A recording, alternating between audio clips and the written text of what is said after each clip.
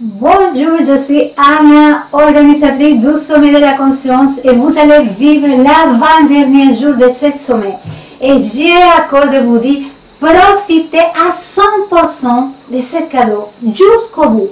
Saisissez toutes les pépites qu'il vous offre la vie à travers ce sommet.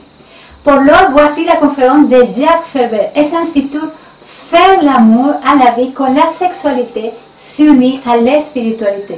Sa vision est inspirante, c'est pourquoi je suis très heureuse de partager avec vous cette conférence de Jack Ferber et à tout à l'heure.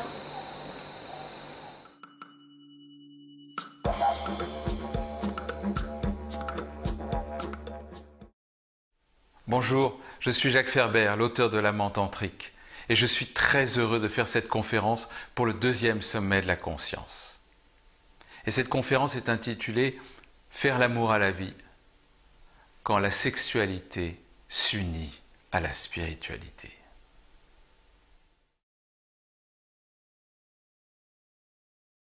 Sexualité et spiritualité sont a priori effectivement des termes qui correspondent à des concepts presque opposés, très différents. Pourquoi? Parce que notre tradition religieuse et spirituelle a eu tendance à faire la différence entre spiritualité et sexualité. Mais en fait, à la base, la sexualité et la spiritualité correspondent à deux grandes puissances qui sont en nous et qui sont dans le monde. La sexualité, on peut appeler ça l'éros. C'est la puissance fondamentale qui a créé la vie. C'est la puissance de vie. Nous ne serions pas là s'il n'y avait pas de sexualité. Il y a de la sexualité, je dirais, nos ancêtres ont tous réussi à se reproduire. Hein, c'est quelque chose d'extrêmement puissant. Nous sommes là parce que des êtres ont eu du désir l'un pour l'autre, quelle que soit cette forme, pour que nous soyons encore ici, présents, pour que nous soyons vivants ici. Et quand je dis nos ancêtres humains, on peut remonter, nos parents, nos grands-parents, le Moyen-Âge, on monte l'Antiquité, les hommes de Cro-Magnon, mais encore avant, les animaux, les grands singes, etc., jusqu'aux paramécies, aux petites cellules qui se sont réunies les unes les autres. Et si on va encore plus loin jusqu'au Big Bang, il y a eu ces particules qui se sont mises les unes aux autres, qui se sont attirées parce qu'une sorte de désir puissant était en elles. Comme si le désir avait été là depuis le début. Un désir d'être pour se mettre ensemble et se mettre ensemble pour devenir quelque chose de plus grand. Hein? Quelque chose de plus grand ou créer quelque chose d'autre. C'est les deux parents, un homme et une femme, qui vont faire un enfant, créer une autre vie. Et cette puissance-là nous dépasse. Elle dépasse chaque être humain. On n'est pas, comment dire, avec un peu de conscience, maintenant, nous pouvons avoir des désirs d'enfant. Mais dans le temps, on ne parlait pas de désir d'enfant. Il y a quelques siècles, les gens avaient des enfants. Pourquoi? Parce qu'ils faisaient l'amour. Parce qu'il y avait de la sexualité. Mais il n'y avait pas un désir d'enfant.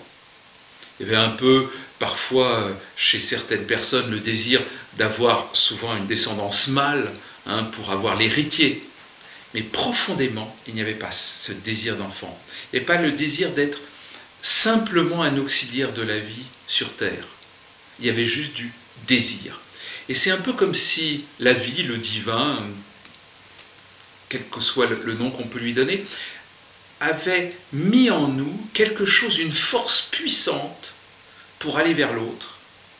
Et que cette force puissante, de temps en temps, c'est ça qui est important, de temps en temps, chez l'être humain, va donner naissance à de la vie. Alors pas nécessairement tout le temps. C'est ça qui est intéressant, c'est que d'une certaine manière, nous les êtres humains, nous pouvons faire l'amour tout le temps, mais pas nécessairement donner lieu à un enfant. C'est la différence avec les animaux, on le voit avec les mammifères. Il y a la période des chaleurs des femelles, c'est à ce moment-là que les mâles sont en rut et vont chasser les femelles. Et donc, c'est le bon moment pour faire des bébés. Nous, il n'y a que l'être humain Même les grands singes sont comme les autres mammifères. Nous, l'être humain, nous avons la possibilité de faire l'amour tout le temps parce que la femme, lorsqu'elle est fécondable, n'émet pas de signes particuliers. Elle en émet des subtils, mais tellement subtils qu'on ne les voit pas en général consciemment. Inconsciemment, on peut y être sensible, mais pas consciemment. Et donc, nous allons pouvoir faire de la sexualité autre chose que de la reproduction. C'est-à-dire que c'est à la fois la puissance de reproduction, mais aussi autre chose que la reproduction. Et alors, la deuxième force fondamentale, une force extrêmement importante chez l'être humain, qui n'existe pas chez les animaux, enfin, pas que nous le sachions, c'est la spiritualité. Alors, qu'est-ce que c'est que la spiritualité? C'est comment dirais-je, un désir ardent, c'est encore un désir, une aspiration à quelque chose d'autre. Ça peut être une curiosité, ça peut être une compréhension, ça peut être un élan vers l'autre, mais c'est quelque chose qui nous dit on est quelque chose de plus que ce qu'on croit être. On est quelque chose de plus que ce petit moi. Et ça s'est implanté chez certaines personnes. Il y en a qui ont ça. On ne sait pas pourquoi. Certains disent il y a eu un appel. Il y a eu un appel en nous qui nous a portés vers ça. Et pour d'autres personnes, on ne sait pas. C'est comme si ça avait été toujours là. Cette aspiration, cette quête, le mot quête, la quête, ça a la même racine que question. C'est comme s'il y avait une sorte de question en nous-mêmes, qui est pourquoi je suis là? Qu'est-ce que je fais là? D'où je viens, etc. Mais ça, c'est cette aspiration première. Et donc ça, ce sont deux puissances très différentes. Comme si la première venait d'en bas pour aller vers le haut. Donc c'est une puissance qui vient de la terre, l'éros, c'est une puissance qui vient de la terre qui va monter, monter, monter, monter pour s'affiner de plus en plus. Et l'autre puissance, c'est comme si elle venait d'en haut, c'est cet appel, l'appel qui vient d'en haut, qui va venir s'incarner sur la terre, au travers de nous. Comme si Dieu le Père, en haut, je dis toujours comme si, est-ce que c'est vrai? En tout cas, c'est comme ça qu'on peut le percevoir, comme si le divin en haut venait nous chercher, dire redresse-toi, deviens quelqu'un d'autre, deviens un être plus grand que ce que tu crois être. Lève-toi. Vous voyez, c'est la force d'érection. C'est peut-être fort pour les masculins, pour les hommes, et en particulier forte dans la sexualité, mais c'est cette puissance qui va attirer vers le haut. Et c'est pas, comment dirais-je, le fait que j'utilise le mot érection, effectivement, a un sens, parce que c'est une énergie qui vient du ciel, qui est plutôt associée au masculin, au Père. Le Père qui est en haut, le Père qui est aux cieux, qui vient en bas et qui va nous demander de nous ériger. Et inversement, la puissance sexuelle qui vient de la terre-mère, qui est en bas, qui est composante de tout notre corps, qui va nous insuffler cette vie pour que nous allions vers l'autre. Nous ayons cet élan par là. Donc, la sexualité et la spiritualité, finalement, ce sont deux forces qui vont s'unir dans l'humain. Et vous savez, on dit souvent, l'être humain, il est mi-animal, mi-ange. Voilà, mi-bête, mi-spirituel. Parce qu'il y a un peu ces deux puissances-là en nous. Cette puissance de l'incarnation et cette puissance de l'élévation de l'esprit. Et voilà, et on dit que justement ces deux puissances se réunissent dans l'être humain à un endroit très particulier, qui est exactement le milieu de l'être, c'est-à-dire au centre, au cœur. Et c'est dans ce cœur, dans la rencontre avec l'autre, que nous allons faire l'expérience de ces deux puissances. La puissance de la sexualité, puisque c'est l'amour qui va porter vers l'autre, mais c'est aussi le sentiment profond d'être au-delà de notre propre personne, et le sentiment amoureux nous élève aussi vers l'esprit, vers le divin. Tout a démarré avec la sexualité. Il n'y a pas encore l'aspiration au divin. Comme je le disais, chez les animaux, elle n'est pas encore très présente. À quel moment ça s'est passé? On peut dire il y a 100 000 ans, peut-être pour l'être humain, dit-on. Prise de conscience que nous sommes mortels, les premiers rites funéraires. Et là, il y a quelque chose qui se dit, mais qu'est-ce qu'on est fait ici? On prend conscience d'être. Prend conscience d'être vivant et d'être mortel. Et là, ça déclenche chez certains cette quête. Et donc, il y avait déjà la puissance de vie. La puissance de vie s'est incarnée dans les religions sous une forme de la déesse mère. Elle était déjà là, c'était évident. L'important, c'était de se reproduire, l'important, c'est de vivre. Et on voit bien les animaux, donc on se reproduit, on est fécond. Et il y avait des rites de fertilité. Dans l'Antiquité, il y avait des rites de fertilité qui étaient sous l'égide, je dirais, de la déesse mère. Et puis petit à petit, la puissance masculine a pris, est venue. Elle est venue sous différentes formes religieuses, et elle a pris l'influence d'une présence divine de plus en plus masculine.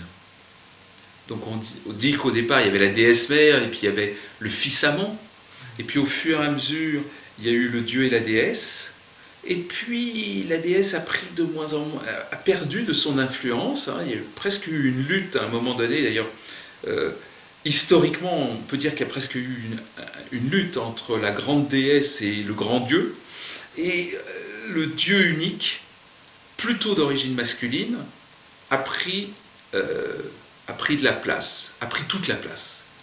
Et ce Dieu unique a dit, eh bien, la seule force fondamentale, c'est la spiritualité, c'est la force qui vient d'en haut et qui est fait nous élever.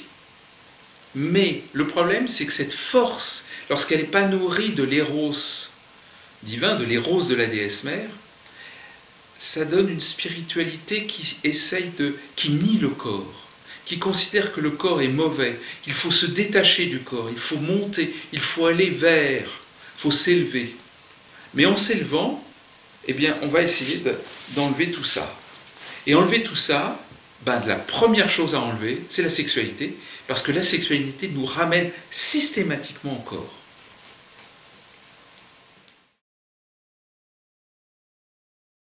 Les femmes ont joué un rôle considérable, jouent un rôle considérable dans cette histoire-là. Parce qu'elles ont dit, d'une certaine manière, qu'elles avaient le droit, simplement, elles avaient les mêmes droits que les hommes, mais ce faisant, dans cette lutte féministe, elles ont été dans un premier temps dans une lutte féministe pour obtenir des droits sociaux. Mais au-delà des droits sociaux, et ça se fait, je dirais, on va dire depuis les années 60 seulement, elles se sont rendues compte qu'elles étaient porteuses d'autre chose que simplement des droits sociaux. Mais elles étaient porteuses d'une vision du monde féminine, d'une énergie particulière, d'un point de vue particulier, qui est le point de vue du féminin, et qui est différent du point de vue du masculin.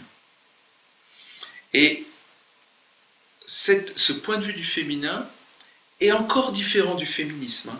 C'est vraiment un principe féminin qui va s'incarner dans des gestes, dans une manière d'être, dans une façon de penser, évidemment dans la sexualité, c'est-à-dire dans l'être même. Les femmes vont exprimer qu'elles sont relativement différentes des hommes. Pas trop différentes, c'est pas à l'opposé, mais elles sont différentes des hommes. Et ce faisant, les hommes se sont rendus compte qu'ils avaient aussi une part de féminin en eux. Et donc, on s'est rendu compte que tout simplement, nous avions une partie masculine, une partie féminine dans chacun d'entre nous, et que cette partie féminine et masculine, elle était juste destinée à s'unir. et que le travail à l'intérieur de nous, c'est pas un travail, que le chemin à l'intérieur de nous, l'élan, consistait à unir nos polarités intérieures, d'une part, et d'autre part, à nous unir, hommes et femmes, l'un avec l'autre, sans qu'il y en ait un qui soit supérieur à l'autre, et chacun porteur d'une énergie et d'un principe différent.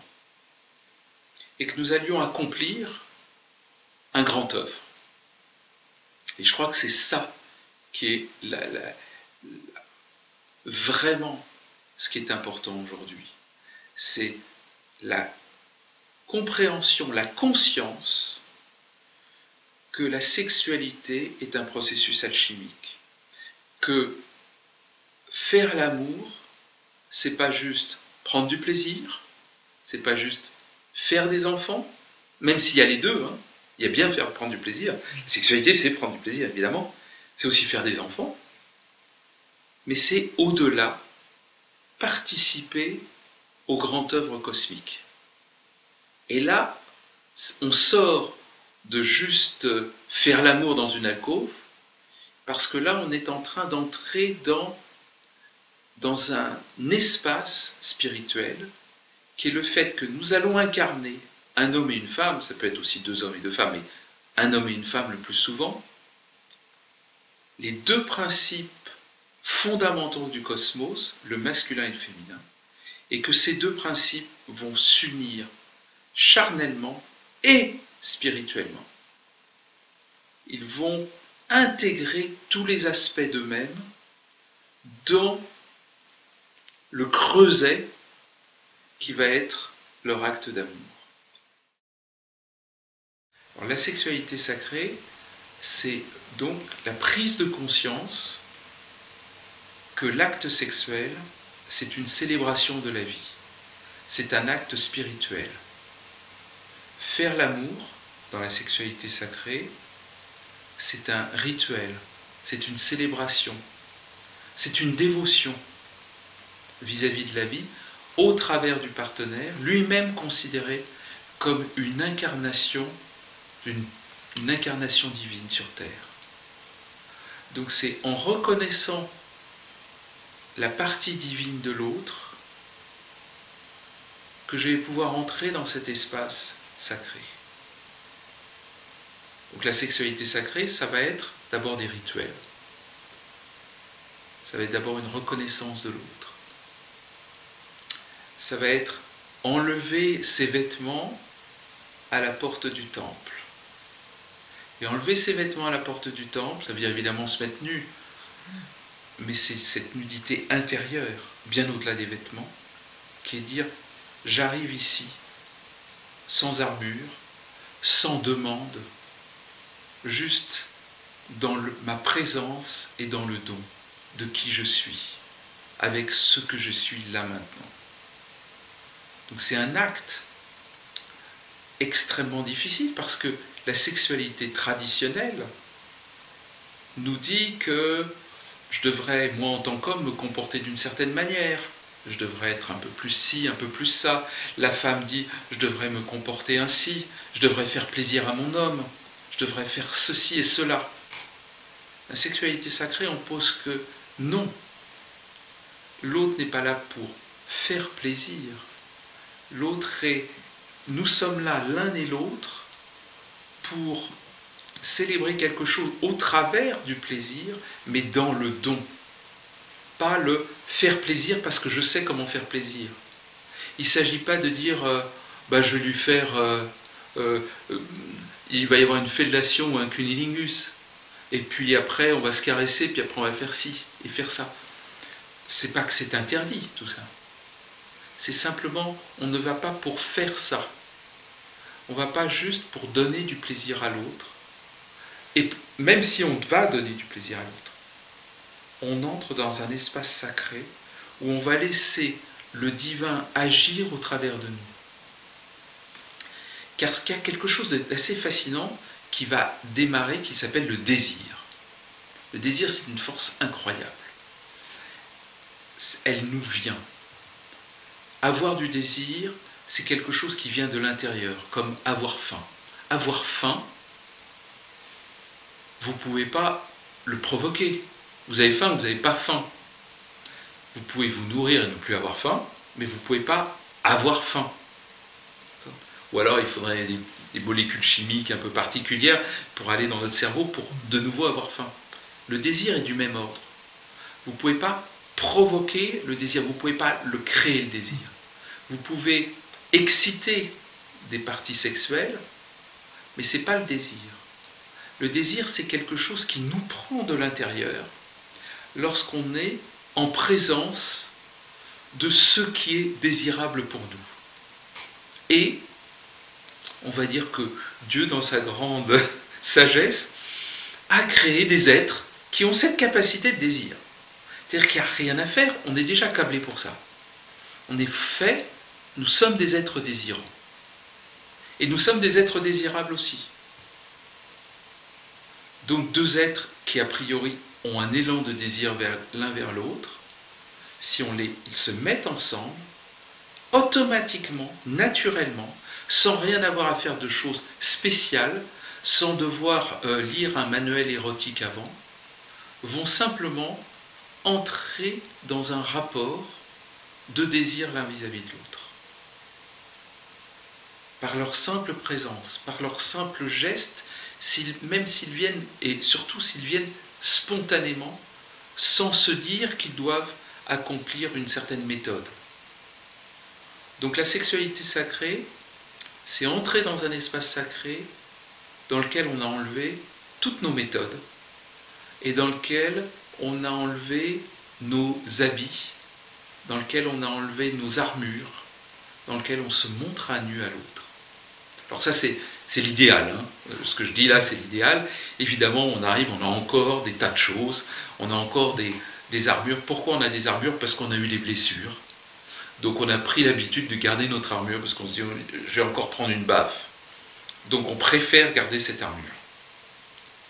Et c'est la raison pour laquelle, avant d'arriver à cette sexualité sacrée pure, eh bien il y a des sortes de petites techniques, des manières de faire, des petites méthodes que l'on va pouvoir appliquer, mais qui ne sont pas des méthodes pour faire, mais c'est des méthodes pour lâcher prise, des méthodes pour enlever. Voilà, donc il y a un peu de technique, si j'ose dire, mais ce n'est pas une technique pour être des virtuoses de quelque chose, pas pour accomplir des exploits, c'est exactement l'inverse. C'est pas pour mieux faire, c'est pour être moins dans le faire, pour être moins dans la technique. Donc c'est des méthodes pour apprendre à ne plus avoir de méthode, si j'ose dire. C'est paradoxal, mais c'est ça le chemin, en tout cas, et c'est le chemin que l'on peut trouver, par exemple, dans des stages de tantra, qui vont nous apporter ces éléments pour aller vers la sexualité sacrée. En fait, c'est ça qui est fascinant, c'est que la sexualité est à la base de pratiquement, alors je dirais presque 90% de nos comportements, peut-être 80, je ne sais pas, enfin une grande quantité de nos comportements. Pourquoi? Parce qu'elle est partout là, présente dans la société déjà, la sexualité. Pourquoi y a-t-il une industrie du vêtement, de la mode et du cosmétique? Pour rien? Pourquoi croyez-vous que des hommes achètent des voitures de sport et des Ferrari? Juste parce que c'est beau? C'est ce qu'ils vont dire, parce que ça me plaît. Et la femme qui s'habille dans une jolie jupe sexy pour sortir le soir, elle va dire pourquoi, si on lui demande pourquoi elle s'habille comme ça, elle va dire parce que ça me plaît, parce que j'en ai envie. Ça veut dire qu'elle ne voit pas qu'elle est déjà poussée par le désir. Elle est poussée par quelque chose d'extrêmement profond, qui est le désir de la femme de rencontrer l'homme, et le désir de l'homme de rencontrer la femme. Et pour l'homme, c'est de montrer sa puissance. Ce désir va s'exprimer et dire « je veux être l'homme qui va séduire les plus belles femmes ». Je dis ça, c'est à la base, c'est dans toute la société. L'homme se dit « je veux séduire les plus belles femmes ». et donc je vais montrer ma puissance. Donc il essaye de montrer sa puissance en ayant des Rolex ou des Ferrari. C'est-à-dire qu'il va avoir une expression de dire, regardez dans la société, je suis un mec extrêmement puissant parce que j'ai beaucoup d'argent. Dans un certain milieu, ça fonctionne. Dans un autre milieu, ça va être, j'ai des gros biscottos, donc je suis extrêmement puissant. Donc les femmes vont dire, ah, il a des gros biscottos. D'accord ? Donc en fait, en fonction de certains milieux, les hommes vont exprimer leur puissance. Et les femmes vont être attirées, en gros, par ces hommes puissants, de manière générale. Même si cette forme de puissance peut s'exprimer de manière différente. Par exemple, dans un milieu littéraire, eh bien, les hommes qui ont une œuvre importante, les acteurs, les metteurs en scène, qui sont des créateurs, expriment aussi leur puissance au travers de leur création. Et donc ils sont aussi attirants pour les femmes. Ça dépend des milieux. Et les femmes vont être particulièrement attirantes par leur physique. Donc les hommes sont attirés à la base par le physique des femmes. Donc les femmes sont attirées par la puissance des hommes et les hommes sont attirés par le physique des femmes. Donc les femmes le savent et elles se rendent belles. Donc toute l'industrie de la mode, des cosmétiques, etc. pour rendre les femmes encore plus belles.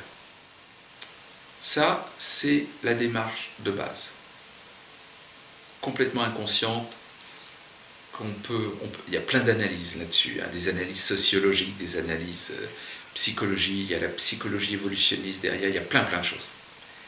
Et ce qui est intéressant, c'est qu'on arrive à un moment donné où des êtres conscients commencent à se dire on peut changer ça. Et comment changer ça? Eh bien, c'est en acceptant l'autre au-delà de son élan premier. Sans renier l'élan premier, mais au-delà de l'élan premier. Donc des hommes et des femmes qui vont se rencontrer dans cette forme de sexualité sacrée vont se transformer. Et ce qui est très amusant, c'est que ça transforme automatiquement. C'est guérisseur. La sexualité sacrée est guérisseur. Elle guérit les blessures, et en particulier les blessures sexuelles. Parce que nous portons des blessures, mais beaucoup de blessures sont dans notre sexe. Le sexe des femmes, évidemment, qui a été meurtri, qui a été violé, qui a été nié, qui a été objetisé par les hommes, mais aussi par les femmes. Parce que les femmes l'ont utilisé aussi, pour obtenir l'amour des hommes. D'accord ? Il y a eu tout cet échange, ce contrat, comme je dis, machiavélique, contrat luciférien qui s'est fait entre les hommes et les femmes. Et le sexe des hommes aussi a été meurtri. Tout simplement parce qu'il n'a pas été reconnu comme une simple puissance de vie. Donc les hommes ont voulu l'avoir de plus en plus grosse, avoir un sexe immense, et être reconnus, et comment ils le reconnaissent, en voulant montrer qu'ils sont très forts, en niant leur part de féminin, ils ont lié aussi la part de féminin de la femme, mais ce faisant, ils se sont blessés aussi dans leur sexe, en s'empêchant justement de s'accueillir eux-mêmes dans leur propre fragilité. Donc on a d'un côté les femmes qui ont été meurtries dans leur chair, directement, et les hommes qui se sont aussi meurtris dans leur chair, car le masculin, le yang, non nourri de féminin, est lui-même, est lui-même blessant pour l'homme aussi. Il est blessant dans tous les cas. Et donc, effectivement, on était dans un état où la sexualité était, elle reproduisait un mécanisme social de domination du masculin sur le féminin. Et de domination dans lequel le masculin, plus que dominait, il niait le féminin. Il ne se rendait même pas compte que ça existait. C'est le problème du masculin quand il n'est pas nourri de féminin, c'est qu'il ne sait même pas que le féminin existe. Donc il ne sait même pas ce qu'il pourrait gagner en s'unissant au féminin. Donc, dans cette ancienne sexualité, l'homme prend la femme. Et il ne sait pas ce qu'il gagnerait à s'unir à la femme. Il ne sait même pas. Et la femme le sent pertinemment, c'est-à-dire même les femmes qui sont prises par les hommes et qui sentent que ce n'est pas juste pour elles, même si elles sont prises dans ce schéma-là, même si elles font ça pour obtenir quelques miettes, grappiller quelques miettes d'amour, sentent que ce n'est pas juste pour elles, qu'il y a autre chose, et qu'elles se nient elles-mêmes. Et donc la sexualité sacrée va guérir toutes ces blessures. Elle va réintégrer l'être. Toutes nos parties blessées qu'on a plus ou moins mis de côté, on va les réintégrer à l'intérieur de nous. On va redevenir un. Et on redevient un en s'unissant à l'autre. Les deux vont faire un. Les opposés, les polarités à l'intérieur de nous comme extérieurement entre un homme et une femme vont redevenir un. Nous allons, voilà. Et ce faisant, et c'est ça qui est magique, ce faisant, ça va être une transformation de l'individu. Et cette transformation de l'individu va impacter sur le monde, sans rien avoir à faire. C'est ça qui est fascinant. C'est-à-dire, vous êtes exactement la même personne avant-après, si j'ose dire. Vous n'avez rien fait de spécial. Simplement, le lendemain, vous voyez le monde beaucoup plus beau. Et vous allez ouvrir votre cœur aux autres, naturellement. Vous n'avez plus rien d'autre à faire, ça vient naturellement. Et en ouvrant votre cœur, vous allez déverser un flot d'amour sur le monde. Et vous allez prendre en compte votre entourage. Et cet entourage va être touché. Et donc, eux-mêmes, ça va se diffuser, cet amour. Et donc, plus il y a de personnes qui vont s'unir dans la sexualité sacrée, dans l'union sacrée, plus le monde va impacter cet amour dans les actes les plus quotidiens. Et c'est au moment où on achète le pain, au moment où on décide d'acheter ou non une voiture, au moment où on choisit un travail. C'est tout ça. Au moment où un entrepreneur embauche quelqu'un. S'il est inspiré de l'intérieur, et s'il a réuni toutes ces parties masculines et féminines, si il ou elle, si cette personne-là a réuni ces parties-là, a confiance en soi, n'a plus peur et est capable de donner à partir du cœur, mais automatiquement la société est changée.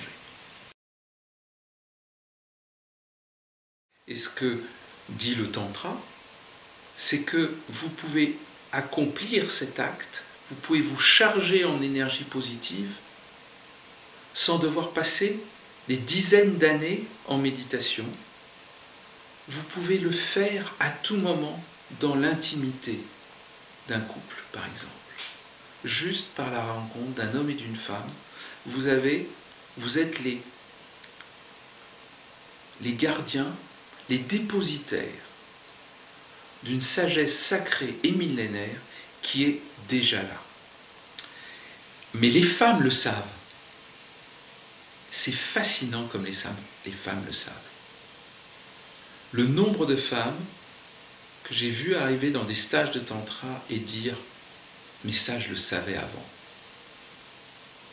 Quand elles rencontrent le tantra, elles disent « c'est mon univers, je le connaissais, j'en avais l'intuition que c'était possible ».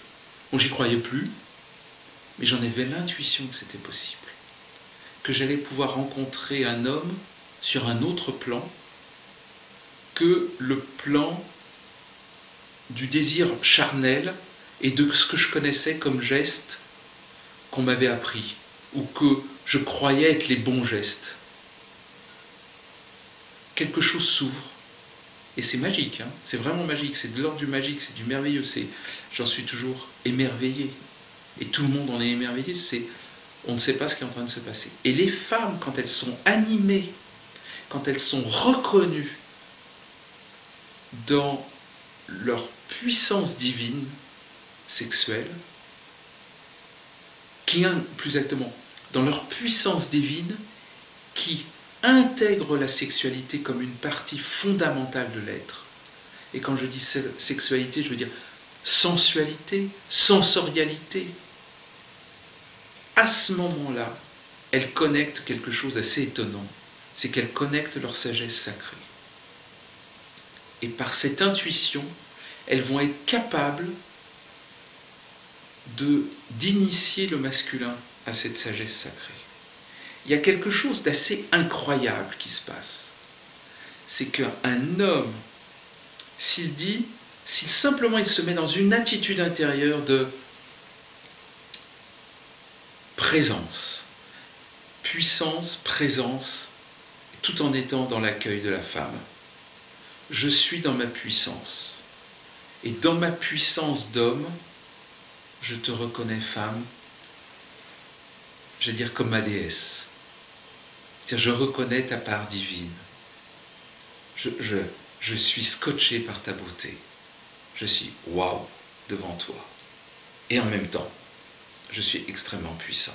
Je suis totalement là. À ce moment-là, la femme dit waouh de l'autre côté. Et elle peut entrer dans sa part féminine. Elle peut aller au fond d'elle-même, au fond de ce que j'appelle la grotte sacrée, c'est-à-dire on appelle ça la yoni dans Tantra, c'est-à-dire tous les organes sexuels féminins. Mais organes sexuels féminins, ça fait blou blou blou. C'est la yoni, c'est la grotte sacrée. C'est dépositaire de la sagesse du monde, parce que la déesse mère est là. Nous sommes tous issus d'une grotte sacrée. Tous, hommes et femmes, nous sommes issus de la femme. Et donc, la femme, à ce moment-là, elle contacte ça.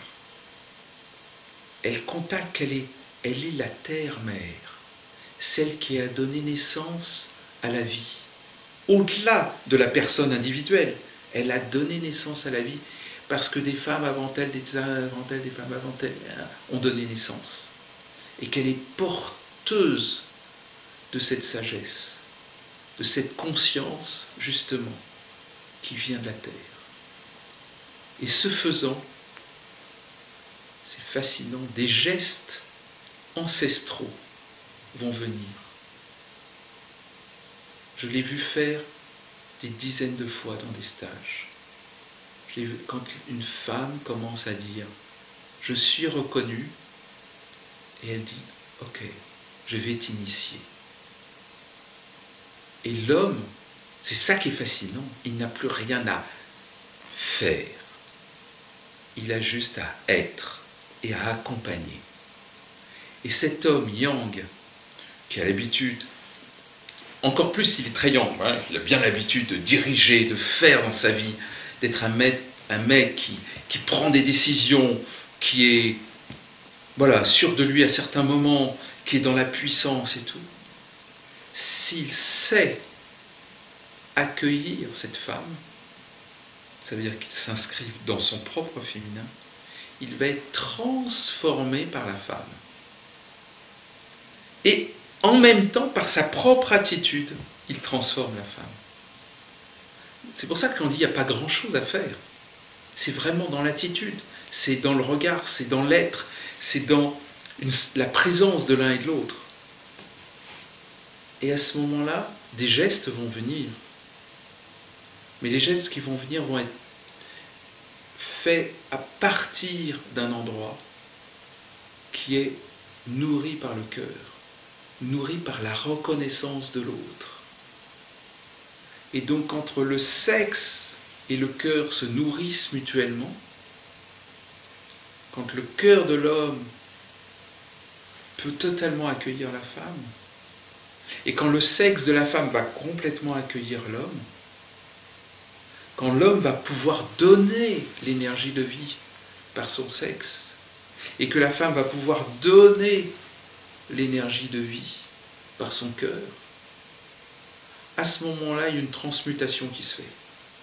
Le processus alchimique s'accomplit. Et de manière magique, les deux ne font plus qu'un. Et s'ils se reconnaissent, ils continuent à se reconnaître, s'ils gardent un tout petit peu de conscience, ce qui va se passer, c'est que cette union dépasse même le sexe et le cœur, et on arrive à l'union des âmes. C'est-à-dire que cette énergie-là, nourrie de la conscience, va donner une union parfaite des trois centres. Centre du sexe, le centre du cœur, le centre, je dirais, de la conscience. Ces trois centres vont se mettre vraiment l'un avec l'autre, comme s'ils allaient s'emboîter, de manière, toutes les polarités masculines et féminines qui s'emboîtent, et l'union se fait. Rien d'autre.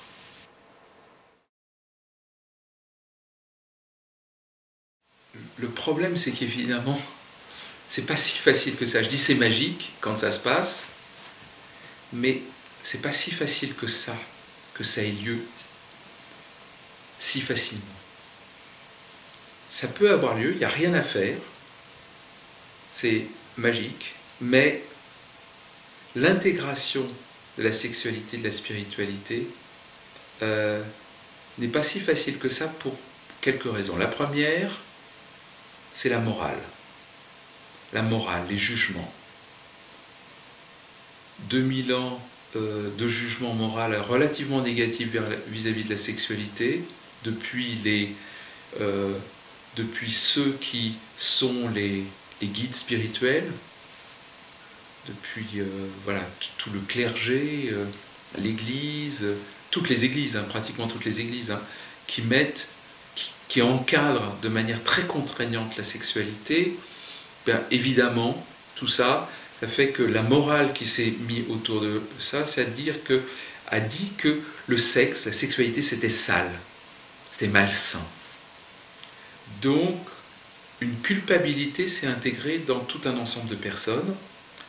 Et le travail d'ailleurs qui est fait en ce moment, c'est pratiquement un travail générationnel, c'est de nettoyer ça, de nettoyer cette culpabilité, de nettoyer ces jugements moraux négatifs sur la sexualité, en disant que nous avons tous le droit au plaisir, ça c'est la première notion, et la deuxième notion c'est que nous avons tous la possibilité de vivre une sexualité plus qu'épanouie, puisqu'elle peut être génératrice de transformation intérieure.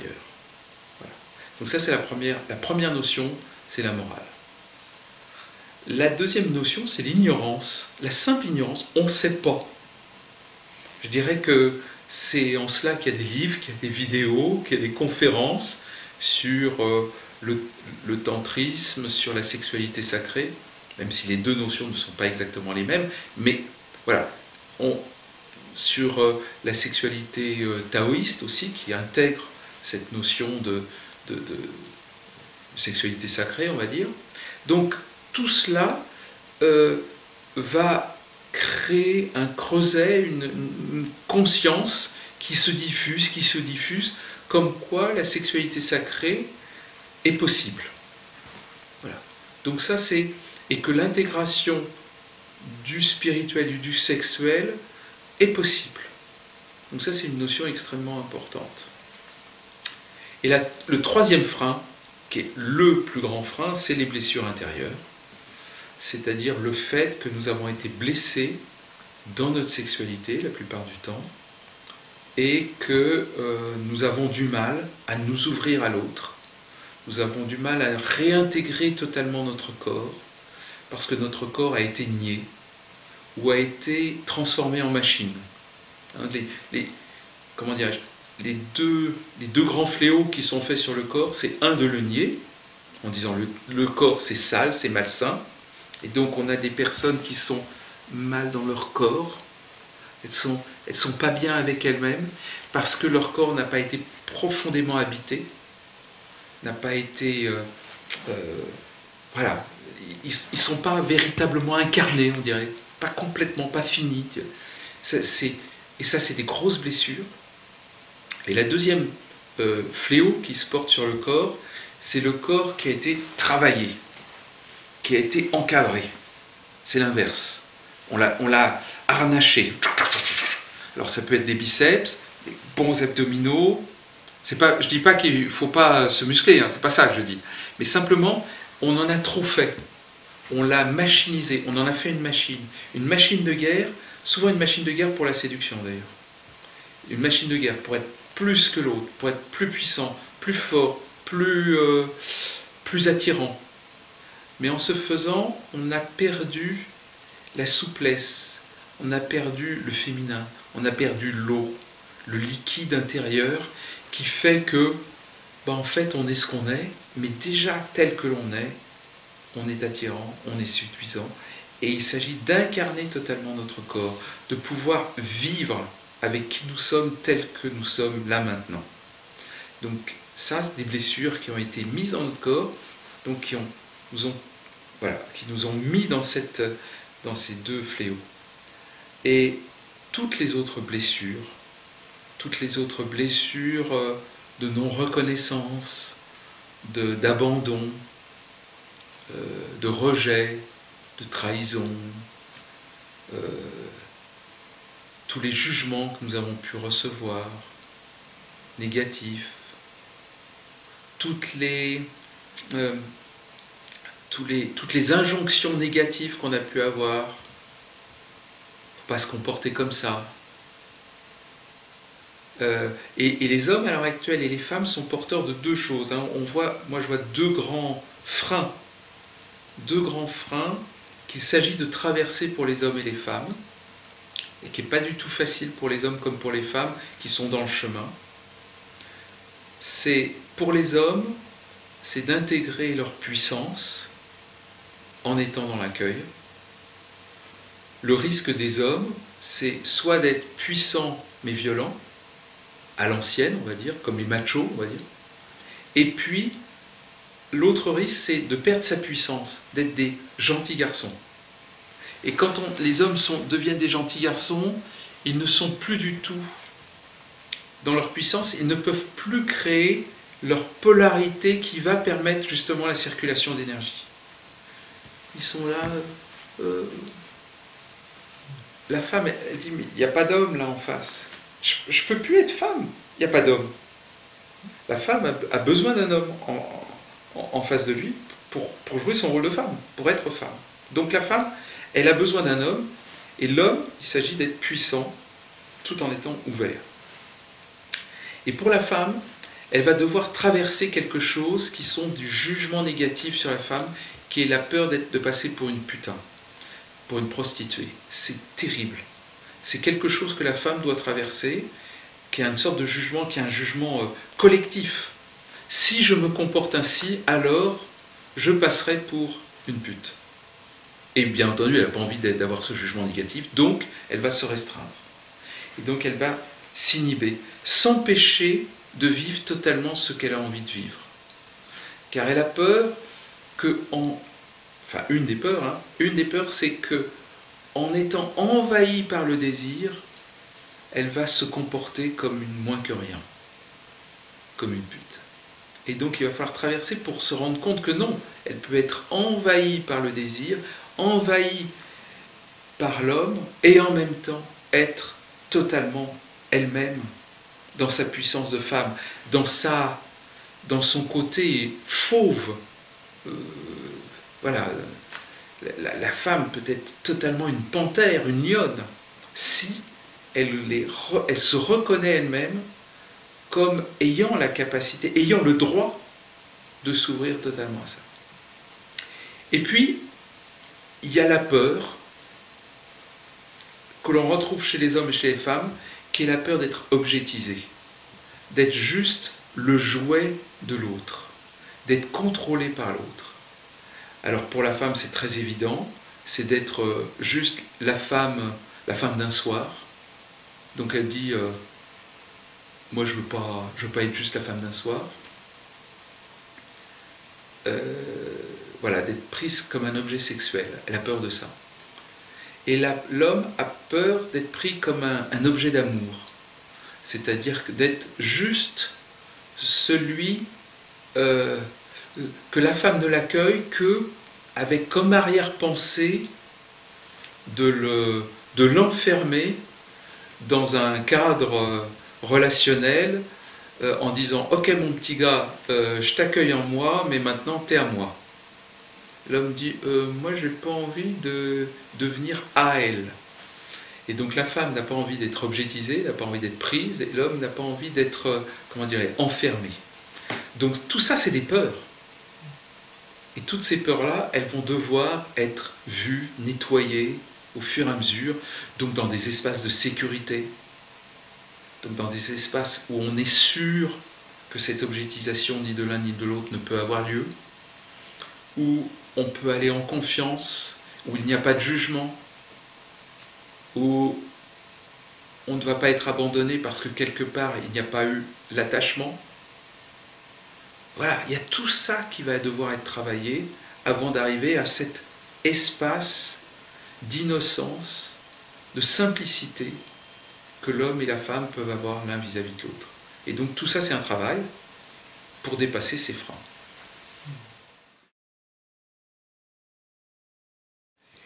Le fait que ça ne se passe pas si bien que ça a créé une sorte de désengagement de l'individu vis-à-vis de la sexualité. Et qui fait dire, oh, la sexualité, oh. Bon, ça apporte plus d'inconvénients que de bonheur, donc je préfère m'en passer. Et puis il y a aussi des êtres qui ont peu de désirs naturels. On est tous différents, hein. Donc il y a des grands, des petits, etc. De la même manière, il y a des gens qui ont beaucoup de libido, un gros désir de vie, grosse libido, homme ou femme. Il y en a d'autres qui en ont moins, hommes et femmes. Donc, ceux qui n'ont déjà pas une grosse libido, si en plus ils ont des expériences pas très heureuses, un peu malheureuses, bah, ça ne va pas leur donner envie de continuer. Et donc, il y a une tendance à se dire finalement, j'évite. D'accord ? Donc, il y a tout un évitement qui peut se faire par rapport à ça. Il y a aussi un évitement que l'on rencontre chez les hommes et chez les femmes, mais qui est encore dans le cas de la blessure, qui n'est pas juste la paresse, qui est la blessure. C'est l'homme peut avoir peur que le désir de la femme soit comme le désir de la mère sur lui. Donc, c'est une façon de se venger de sa mère, qui est de dire je ne donnerai pas mon sexe. Donc il dit oh ben non, moi je ne veux pas faire l'amour. Puis il met sa main presque sur son sexe, il ne veut pas être touché. Il se renferme parce qu'il a peur que voilà, d'être de nouveau possédé par la mère qu'il a projetée sur la femme. Et la femme, elle peut avoir cette impression, elle préfère ne plus aller dans la sexualité parce qu'elle a eu des expériences malheureuses, parce qu'elle a été avec des hommes maladroits, soit maladroits, soit violents, soit voilà, qui n'ont pas été dans cette présence ouverte et qui n'ont pas accueilli aussi le désir de la femme, parce que toutes les femmes sont différentes en même temps. Donc, d'accueillir la différence de l'une et de l'autre, il est parti juste avec son désir, il n'a pas fait attention à elle, la femme s'est sentie meurtrie, niée, bon ben un petit peu, puis au bout d'un moment elle en a marre. Et donc elle dit non, pas ce soir, je suis fatiguée ou j'ai mal de crâne. Simplement, c'est pas qu'elle n'a plus de désir, c'est que simplement elle ne veut plus vivre cette forme de sexualité. Parce qu'elle sait intuitivement qu'il y a autre chose. Et éventuellement, d'ailleurs, cette femme, si elle a une grosse libido, elle va prendre un amant. Un amant qui va la réveiller, qui va la renourrir, qui va lui permettre de nouveau de sentir cette énergie circuler à l'intérieur d'elle pour se sentir profondément vivante. Alors, il y a deux grandes formes et il y a un troisième principe. Il y a dans ces rituels, on va dire, ou ces formes de sexualité sacrée, tantrique, il y a deux grandes formes. Dans tous les cas, il y a une idée de rituel, une idée de créer un espace sacré et de saluer l'autre, de reconnaître le divin dans l'autre. C'est une forme rituelique de base, on va dire, dans toutes les voies. Et puis, il y a la voie qui s'appelle la voie du sommet, on pourrait dire, ou la voie du feu, et l'autre qui est la voie de la vallée, ou la voie de l'eau, calme et paisible. Alors, les deux vont au même endroit, mais elles y vont de manière détournée. Et elles ne sont pas du tout incompatibles. Hein. Le même couple peut utiliser l'une ou l'autre. Hein. La première, la voie du sommet, la voie du feu, c'est d'augmenter le désir sans le satisfaire. C'est un petit peu, c'est très très bizarre. C'est aller à un endroit où on va être presque frustré. J'appelle ça la frustration divine. On fait monter le désir, et on ne va pas le satisfaire. Alors ne pas le satisfaire, ça veut dire pas d'orgasme par exemple, ou même pas de pénétration. Ce qui veut dire un endroit, et en même temps on échauffe le désir, il peut y avoir des caresses, il y a de la sensualité, il y a de l'échauffement, voilà, on fait monter. Et on reste dans ce désir. Et il y a quelque chose de magique qui se passe à un moment donné, c'est que, on reste dans ce désir et on le diffuse, ce désir. Surtout pour l'homme, l'homme particulièrement, son désir trouve centré sur le sexe, naturellement. Donc il s'agit pour lui de le diffuser. Et pour la femme, il est beaucoup plus naturellement diffusé dans tout le corps, donc il s'agit juste de le faire circuler. Donc la femme fait circuler son désir, elle le concentre même parfois, elle amène tout son désir vers son sexe, et l'homme au contraire prend son sexe, il fait diffuser son désir dans l'ensemble du corps. Voilà, on fait monter, voilà, j'appelle ça moi faire monter la chaudière, hein, on chauffe, hein, vous voyez, on met du feu dans la chaudière, et puis on diffuse la chaleur dans les radiateurs. Et comme il y a une diffusion, au bout d'un moment, il y a quelque chose qui va se passer. Vous ne pouvez pas, c'est ça qui est merveilleux, vous n'allez pas faire péter une chaudière, ça va monter, mais si vous le faites diffuser, ça va aller atteindre d'autres espaces à l'intérieur. Et au bout d'un certain temps, il va y avoir quelque chose qui se passe à l'intérieur. Alors, il y a des hormones qui sont sécrétées, des neurotransmetteurs qui sont sécrétés dans le cerveau, mais toujours est-il que ce qui va se passer, c'est que autre chose va s'ouvrir. Et là, on va passer dans une forme de relation avec l'autre qui éventuellement ne va même pas aller dans la pénétration, ou va aller dans une pénétration immobile, va aller dans quelque chose où il n'y a plus besoin de faire quoi que ce soit. Bon, ça va être juste rester dans la présence, comme une méditation à deux. Et on va rester là, dans cette méditation à deux. Et dans cette présence, dans cette circulation d'énergie, parce que là, l'énergie, je peux vous dire, elle circule. Vous n'avez pas à faire grand-chose, vous avez tout mis en place pour que l'énergie circule. Peut-être vous rencontrer dans le regard, avec votre partenaire, les yeux dans les yeux, le cœur ouvert, peut-être les sexes emboîtés, dans une position qui favorise cet état de détente et de relaxation, alors que vous êtes plein de ce bouillonnement qui tout d'un coup qui se diffuse. Et votre corps énergétique va s'amplifier. Voilà. Et arrive après ce qui doit arriver. Et l'autre voie, c'est la voie de la vallée. Alors on part à l'envers. C'est-à-dire qu'au contraire, c'est l'inverse. On se met en contact l'un avec l'autre, dans une douceur absolue, dans une grande... presque dans le non-mouvement. D'ailleurs, il peut y avoir non-mouvement. Éventuellement, disent certains, préconisent certains, dans une pénétration des sexes, mais sans mouvement. Et en laissant au contraire l'énergie faire ce qu'elle doit faire. Et là, ça part d'un endroit où, au contraire, on ne cherche pas du tout à activer la chaudière. C'est une énergie beaucoup plus calme qui va faire et qui va envahir les deux sans passer par cette phase de chaudière. Elle est beaucoup plus magique encore. Elle demande encore, il y a encore moins de méthodes, il y a encore moins de techniques, il y a encore moins de faire.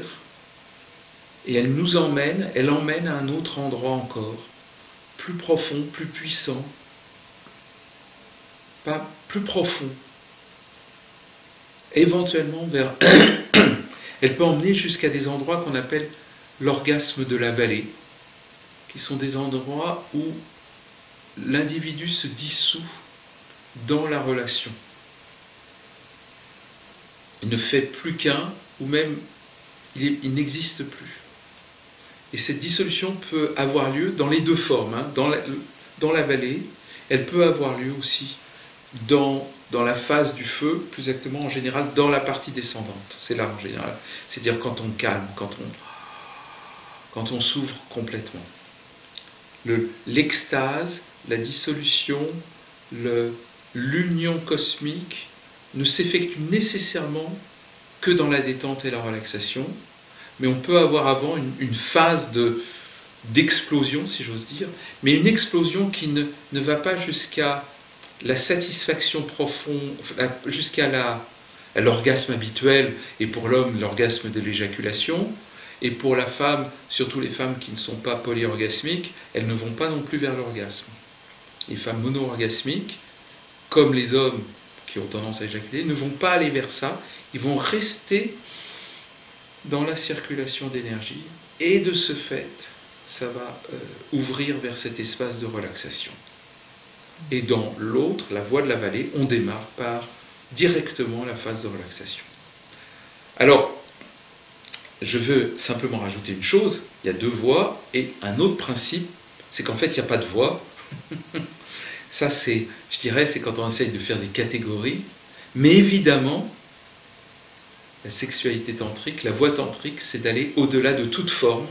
Donc même ces formes-là ne sont que des sortes de points de départ pratiques pour démarrer, comme je vous dis, des méthodes dont il s'agit de se défaire. C'est des fausses méthodes, c'est des fausses catégories, car en fait, il s'agit juste de suivre ce qui est.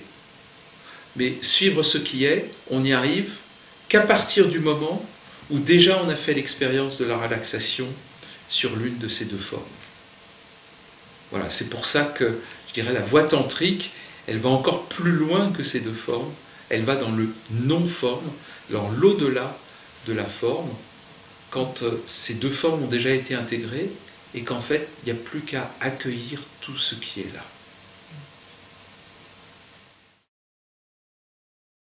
C'est vraiment une question extrêmement importante, et qui est souvent posée, et qui est que l'on voit pas mal dans des groupes de tantra, dans des groupes de discussion sur le tantra, où certains disent « mais cette technique est bien meilleure que cette autre, et l'objectif c'est d'arriver à telle chose, c'est de faire telle chose, c'est de pratiquer de telle manière, et tout ça ». Non, c'est ça qui est important. Le non-forme est, je dirais, est la voie, la vraie voie, ultime. Ultime, c'est la non-forme. Ultime, c'est le vide, c'est la vacuité, c'est le geste dans le vide. On retrouve là l'essence du zen, l'essence du Tao. À un moment donné, toutes les grandes spiritualités profondes se rejoignent. Et à partir du moment où on a été nourri à un moment donné de spiritualité sacrée, toutes les autres formes de sexualité vont être impactées, vont être nourries, chargées de ce côté sacré.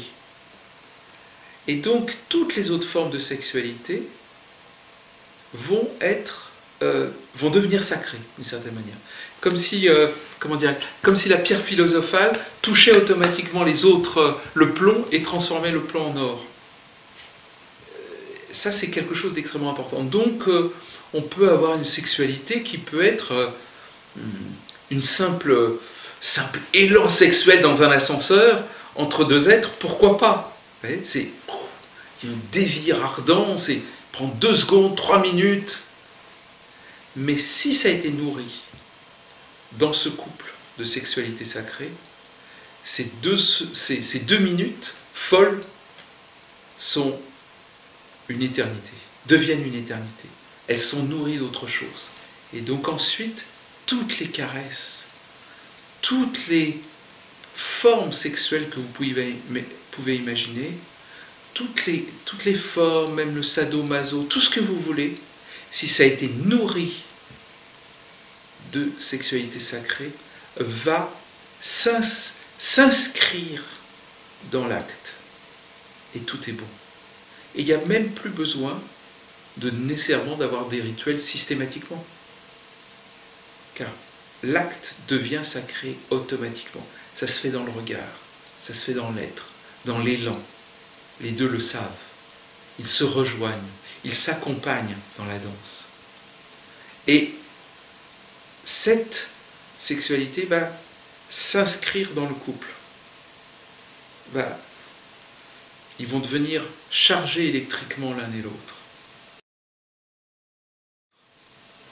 Dans leurs actes les plus communs. Peut-être faire la cuisine. Faire la cuisine devient, à deux par exemple, un acte d'amour, un acte sexuel. On fait juste la cuisine. On ne saute pas dessus, mais on est en amour et c'est visible. C'est chargé. Voilà. Et c'est ça, je dirais pour moi, l'objectif de la sexualité sacrée, c'est de mettre la sexualité dans les gestes et les actes qui, a priori, ne sont pas sexuels. On ne va pas mettre de génitalité, hein, mais on va mettre un rapport à la vie qui va être tout à fait différent. Et en fait,